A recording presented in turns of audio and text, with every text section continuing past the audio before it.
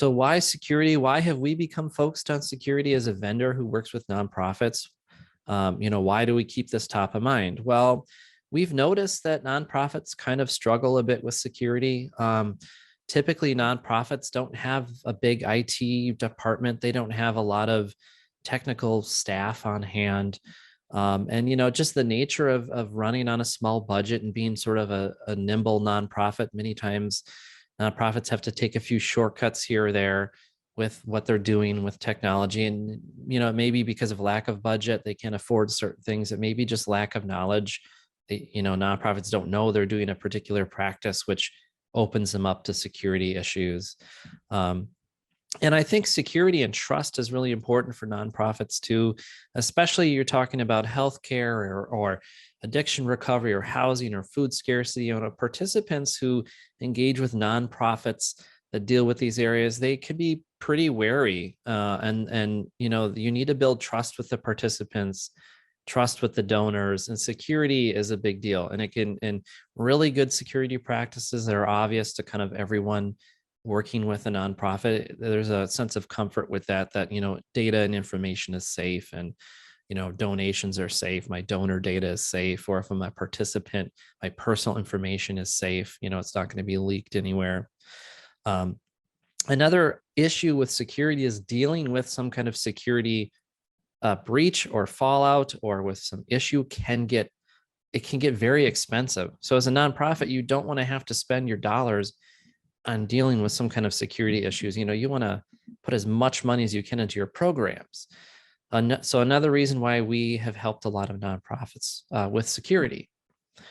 So we're going to go into the first section here, which is talking about sort of the security mindset.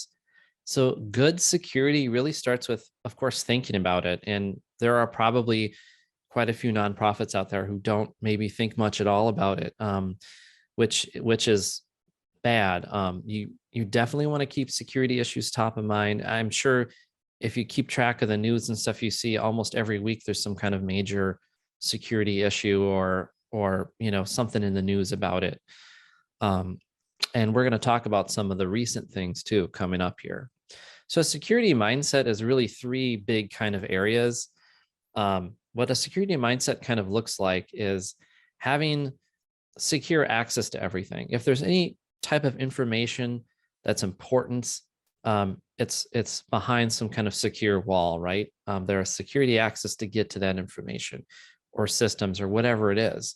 So having good security practices for access to things and having fine-grained access, meaning, not giving every single person in the organization administrative privileges to edit your website and do whatever they want, things like that. And auditing your systems and actually taking an active approach for reviewing what are the vendors we use, the systems we use, what are the software we use, what are the different platforms, have there been security breaches, do they follow best practices, sort of keeping a proactive eye out for potential issues, when it comes to your third parties and your vendors, and then kind of continually questioning things, being wary of scams, questioning data or motives, questioning all kinds of things. Basically, it breaks down to not assuming things are secure.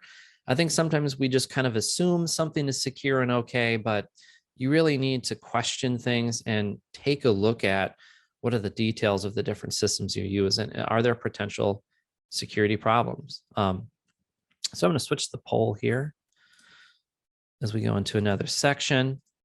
Launch that.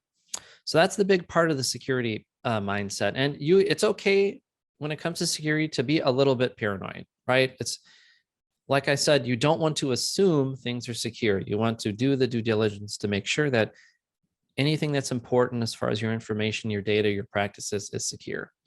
So a big part of it is communications. Every time something is communicated, whether it's email or Slack or Facebook Messenger or something, right? When it deals with your communications, every time data is transmitted or communicated, there's a potential for it to be stolen, right? For a third party to be in between those two communication points. So securing your communications is very important.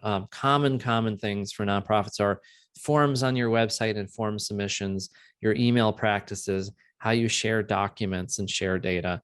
So securing your data is incredibly important. And you don't want to assume data is safe or encrypted.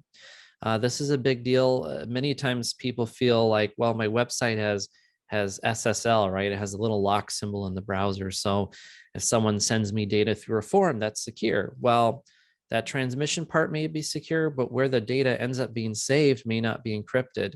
So it is still potentially available to be stolen. So you want to secure your data. And you want to stay up to date kind of on news and best practices, right? So at least have an ear to the ground when it comes to security news, because if you do start to pay attention to it, you will be incredibly surprised how many security vulnerabilities are out there, how many new things come out like every week, problems with different things, whether it's, a bug in Facebook that lets someone take over your Facebook page, or a problem with your web host, or whatever it is. So in the follow-up, there's going to be many links, and I'm going to show you some sites where you can keep up to date on these things if you want to. You also may have vendors that do that for you. And it's a simple way, just if you don't know about Google Alerts, is there's a free thing called Google Alerts. If you're logged into your Gmail account or whatever, you can go to Google Alerts and just type in things you want to keep track of. And when things come up in the news, Google sends you an email to let you know about it. So you may want to keep track of software programs or vendors you use with that. Big thing we're going to talk about throughout this is access. We mentioned that a little bit already, but we're going to talk more in detail about why controlling access is so important. Bad passwords or access being sort of stolen or corrupted is a very common thing on how hackers and people get into things. So in controlling access, you never ever want to share your login with other people, right? And this is actually kind of a common thing I've seen with nonprofits. Maybe you have like one Zoom account and everybody uses the same Zoom account, or you have one account to your Google nonprofit ad account, right? And everyone uses the same login. You do not want to do that. You don't want to share access. And if you are going absolutely have to say share access, say you can only have one account for a particular service, you have to be very careful about how you transmit that login information to other people. And I'm going to give you some tools later to help you with these things. Another thing is, for your security mindset, keep in mind what people actually need access to. Not everyone needs to be an administrative level account on every service you use or your website. Keep that in mind. You want to take the model of the least access needed for someone to do their particular job. And another thing is, have a regular review of who has access to what, right? Your donation platform, how many different logins are there for that? Who are those people? Do they need it? Do they still need it? It's actually incredibly common when we do sort of a security audit for a nonprofit. We look at their website and they'll say their website's WordPress. They may have like 10 WordPress accounts in there for people who can log in it and edit things. And those people don't even work at the company anymore. So part of a security mindset is a review, right? A regular review of things. So as people leave or change roles and need more or less access, or just leave to go to work somewhere else, making sure you remove all their access to things. And the other third big area is about exposure. How exposed is your organization to security issues? And so limiting your exposure is a huge thing. And this is actually a common thing. And there's something in the news right now about this we can talk about in a minute. Avoiding exposure is really about keeping things up to date, right? Not using outdated software, unpatched software, especially do not use systems that have reached their end of life. End of life meaning there's no more updates coming out for it. So actually a common thing in the nonprofit world is we've seen a lot, especially cities or municipalities using Drupal as a system for their website. Drupal is a content management system, kind of like WordPress.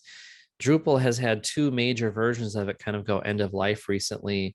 And there's still a lot of websites using that, which is really bad, because if someone finds a hack or a bug in that version of Drupal that's powering your website, Drupal is not going to fix it. There's going to be no patches available, nothing to do to fix that. So you're really exposed. So keeping your systems up to date and also just avoiding poor platforms. avoid, if you've seen in the news this particular platform or donation system is having issues or has had a hack or a breach, you don't want to use that system. So avoiding, sort of sketchy bad systems. You can always go online and Google and look at reviews for things if you're not familiar, if a particular platform has had issues. And then keeping up to date on sort of the latest malware scams and ransomware scams. And malware is basically a computer program. It could even be just a browser plugin. There's lots of browser plugins that has kind of code in it that is hidden and secret. And they don't tell you that the code is there, and it may be doing something nefarious. So we're going to go into more details. So I'm looking at this poll here.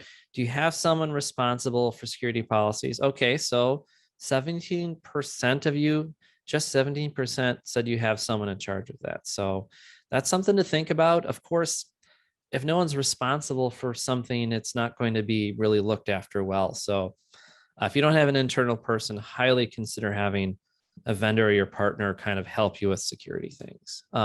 So this is just something that happened this week in the news, and this is related to exposure, right? Outdated software. So there was this, and this is all technical, computer nerd mumbo jumbo, but basically there's this program called Log4j, which is a logging program, meaning that it just keeps track of information. So very, very common that computer programs and web hosting systems, all these things, they keep track of information about what's accessed. So for instance, before Google Analytics in the early days of the web, there was no Google Analytics. So your web hosting company had logs that kept track of all your traffic, and you would look at those for reports on, how many people came to your website. So this particular program that has an issue is potentially affects millions and millions and millions of devices. And a big thing that's affected is web hosting, because this logging program, Log4j, is included in one of the major sort of website hosting systems that's out there called Apache. So this is an example of something that's just this week, it has been in the news about this, that is widespread effect across the internet. This could affect things for decades, actually. Because this might not be patched in a lot of people's systems. So this is kind of an example, and it affects most commonly how it may affect you or your organization as your web hosting. So as a web host, we became immediately aware of this when it came out and started that day, fixing things and just making sure all of our systems were updated. So this is a prime example of how you need to keep things updated. And of course, you probably don't deal with your own website hosting or host your site yourself. You probably have a vendor. But if you have a vendor that's a poor vendor, they're not on top of these kinds of things, you could be affected by this. So